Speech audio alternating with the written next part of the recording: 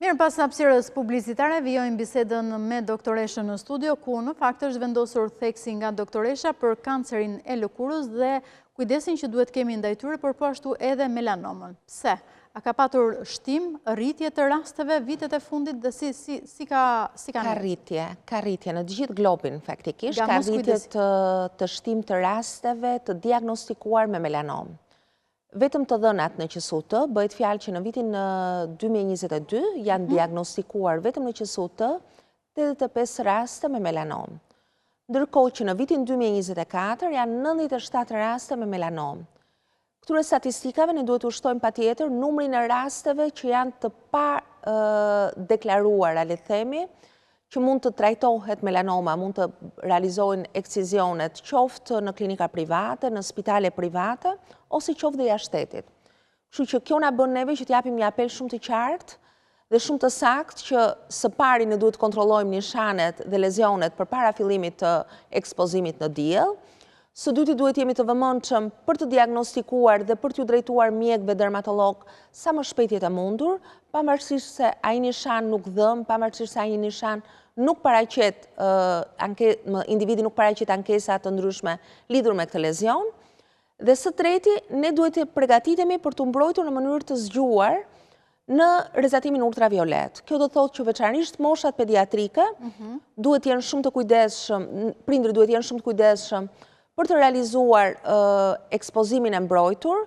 Kjo do të thotë që duhet të ekspozohen në orët e para të mëngjesit dhe të lyer gjithmonë me kremra me faktor të lartë mbrojtës. Të përdorin kapele, të përdorin syze. Ndërkohë dhe adultët duhet të frekuentojnë plazhet në orët e para të mëngjesit deri në orën 12, të përdorin lyerje disa herë gjatë ditës me kremra me faktor të lartë mbrojtës, të përdorin syzet e diellit dhe kapelet dhe riaplikimin e këtyre kremrave gjatë ditës.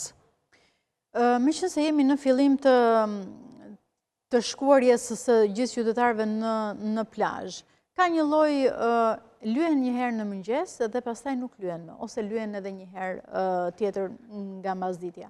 Si duhet të vepruar me kremin e diellit në kohën kur jemi në Bregdet? Pra, ky është një shqetësim faktikisht. Së pari duhet ta nisim shqetësimin që në metodën ose mënyrën e përgatitjes para se të shkojmë në plazh.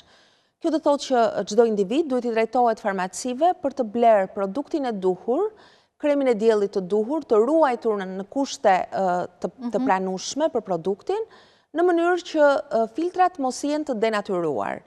Pra me zgjedhjen e një produkti, kremin e diellit, pra një klinike mjekësore ose pra një farmacie, individi, pacienti, është i pajisur me një produkt të sigurt që realizon mbrojtjen e mirë ndaj ekspozimit në diell. Nga ana tjetër, riaplikimi i kremit të diellit disa herë gjatë frekuentimit të plazheve dhe pishinave është totalisht i rekomandueshëm dhe i këshillueshëm, sepse absolutisht asnjë produkt i prodhuar farmaceutik nuk realizon mbrojtje 100% për disa orë. Mbas 2 orëve të ekspozimit dhe lyerjes, filtrat mbrojtës humbasin vetin e tyre mbrojtëse, dhe nga ana tjetër, djersitja profuze e shtuar ose larja në det ose në pishina realizon mos funksionimin efikas të këtij produkti. Kështu që prandaj rekomandohet riaplikimi disa herë gjatë ekspozimit në diell të kremrit me faktor të lartë mbrojtës. Nuk rekomandohet që filtrat të jenë filtra ose faktori mbrojtës të jenë një faktor i ulët mbrojtës. Zakonisht mjekët dermatolog kudo në botë rekomandojnë mbrojtjen me faktor të lartë mbrojtës 30 ose 50 për të realizuar një mbrojtje sa më të mirë. Ndërkohë që vlen e njëjta edhe për të rriturit, jo vetëm për të vegjëlit. Absolutisht. E vetmja gjë është që të vegjëlit kanë disa produkte më specifike, të prodhuara në mënyrë më specifike për lëkurën e tyre. Adultët, në varësi të llojit të lëkurës, zgjidhet një produkt që i përshtatet llojit të lëkurës së adultit. Gjatë muajve të verës fillojnë edhe ankesat për lëkurë të thatë. Absolutisht. Kjo veçanërisht mbas ekspozimit në diell. Edhe mbi të gjitha. Rekomandohet aplikimi i kremrave hidratues mbas frekuentimit të plazheve, pishinave. Pra, menjëherë mbasi ne kthehemi në shtëpi ose në hotel, mbas dushit duhen aplikuar kremrat hidratues për të ruajtur hidratimin sa më të mirë të lëkurës. Ajo çfarë bën në rrezatimin ultraviolet, unë e theksova më parë, është që jo vetëm riskon individin për kancerin e lëkurës, por nga ana tjetër rezatimi ultraviolet dëmton lëkurën e individit duke u shoqëruar, duke u pasuar me një tharje të mëtejshme dhe në harkun kohor ka dhe një veprim në plakjen e parakoshme të lëkurës. Doktoresha, ju keni vite dermatologe dhe dua t'ju pyes si është raporti i kujdesit për veten, flasim gjithmonë për lëkurën, meshkuj femra. Do desha të ndalem në dy këndvështrime. Në këndvështrimin e patologjive të lëkurës, dhe veçanërisht do desha të theksoj që referuar statistikave që unë përmenda më shumë, më parë, referuar statistikave të Qendrës Universitare Spitalore Nën Tereza, melanoma, për shembull, është hasur më shumë tek meshkujt. Vërtet. Në të tre këto vite, viti 2022, 2023, 2024.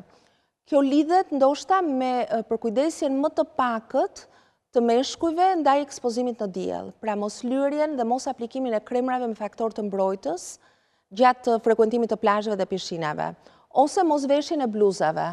Prandaj apeli është shumë i qartë që meshkujt duhet jenë shumë të kujdesshëm gjatë ekspozimit në plazh për të aplikuar kremrat mbrojtës, për të përdorur kapele, për të qëndruar në hije më shumë, krahasuar me femrat. Mire, ka një çik të vështirë, ndoshta.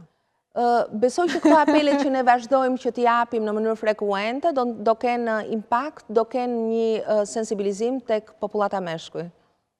Ndërkohë për gratë shtatzan, çfarë do rekomandonit? Ka dhe një problematik tjetër që vërehet veçanërisht te gratë shtatzan disi më shtuar. Kjo do thotë që gjatë periudhës së shtatzanisë mundësia për të marrë njolla në lëkurë ose për të shfaqur melazmën është më e lartë si rezultati i ndryshimeve hormonale. Ndryshe melazma quhet maska e shtatzanisë. Kështu që në fillimet e një shtatzanie, gratë shtatzan, femrat rekomandohet që të jenë shumë të kujdesshme me ekspozimin në diell. Riaplikimin e kremit sa më shpejt e mundur dhe keni parasysh që janë më të predispozuara për të shfaqur melazmën edhe si rezultat i aplikimit rezatimit blu të telefonëve dhe kompjuterave. Kështu që pavarësisht se pacientja ose individi mund të jetë në ambiente të mbyllura në shtëpi, nuk ekspozohem, por në qoftë se përdor tabletin, telefonin, është më i riskuar për të dëmtuar lëkura nga rezatimi blu. Kështu që në çdo individ rekomandohet përdorimi i kremrave me faktor të lartë mbrojtës gjatë gjithë ditës. Doktoresha, unë ju falenderoj shumë. Faleminderit, për të gjithë kohën tuaj që keni Faleminderit. Faleminderit, ju uroj një ditë mbarë. Faleminderit.